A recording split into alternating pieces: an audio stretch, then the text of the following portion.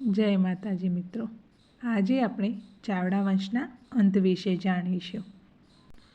વનરાજ પછી તેનો દીકરો યોગરાજ પાટણની ગાદીએ આવ્યો.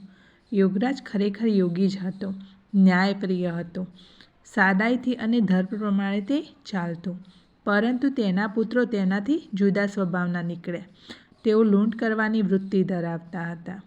વનરાજે પોતાના પિતાનું રાજ્ય પાછું મેળવવા ચોરી અને લૂંટ ચલાવી હતી, તેથી તેમની મથારવટી મેલી થઈ હતી.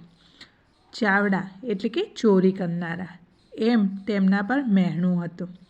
વનરાજે પોતાના ધર્મપરાયણ વહીવટથી તે મહેણું ટાળ્યું હતું, પરંતુ તેના વંશજો એના પર પાણી ફેરવી રહ્યા હતા.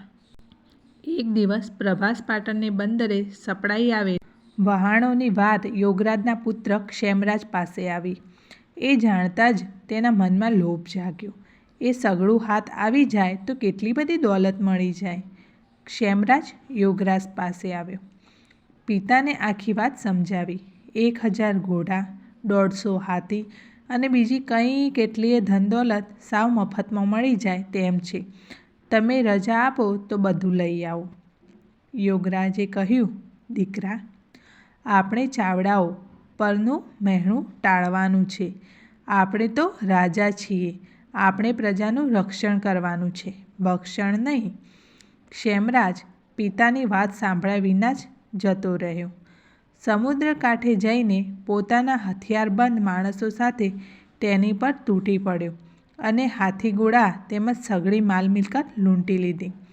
સાધુ પુરુષ જેવા યોગરાજને જીવતર અકારું થઈ પડ્યું.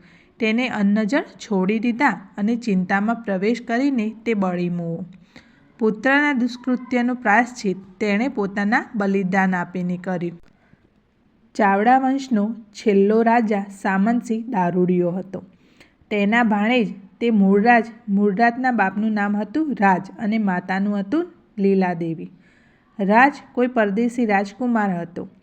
સોમનાથ પાટણની જાત્રાએથી પાછા વળતા તે તેના 2 ભાઈઓ સાથે પાટણ આવ્યો હતો. ત્યાં એની અદ્ભુત એવી અશ્વપરખ જોઈને સામંતસિંહે તેની બહેન લીલાદેવીને રાજ સાથે પરણાવી હતી. થોડા સમય બાદ રાજ કચ્છમાં રાજા લાખાના હાથે મરાયો અને લીલાદેવી સુવાવડમાં ગુજરી ગઈ. એટલે સામંતસિંહે મૂળરાજને ઉછેરી મોટો કર્યો.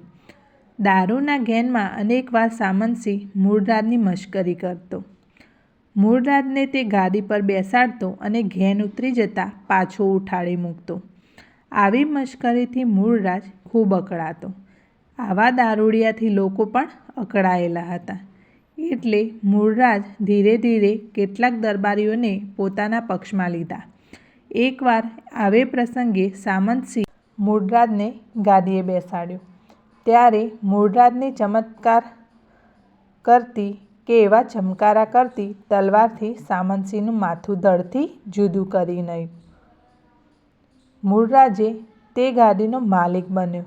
તે દિવસથી ગુજરાતમાં સોલંકી યુગની શરૂઆત થઈ અને ચાવડા વંશનો અંત આવ્યો. મૂળરાજે તેના શાસન દરમિયાન પાટણની ગાદી શોભાવી. તો મિત્રો, આ રીતે ચાવડા વંશનો અંત થાય છે. જો તમને મારી આ વાત સારી લાગી હોય તો મારી ચેનલને સબસ્ક્રાઈબ કરજો, લાઈક કરજો અને મારા વિડીયોમાં કોમેન્ટ કરજો. જય માતાજી.